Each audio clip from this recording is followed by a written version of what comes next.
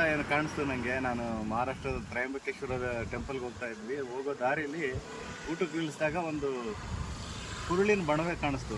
ಕುರುಳು ಅಂದರೆ ಸಗಣಿಯಿಂದ ಮಾಡೋವಂಥದ್ದು. ಬನ್ನಿ ಬನ್ನಿ. ನಾನು ಇದು ಸಗಣಿನ ನಾದಿ ಚೆನ್ನಾಗಿ, ಹಸುವಿನ ಸಗಣಿ ಎಲ್ಲ ತಗೊಂಡು ಅದನ್ನು ನಾದ್ಬಿಟ್ಟು ಚೆನ್ನಾಗಿ ತೊಟ್ಟಿ.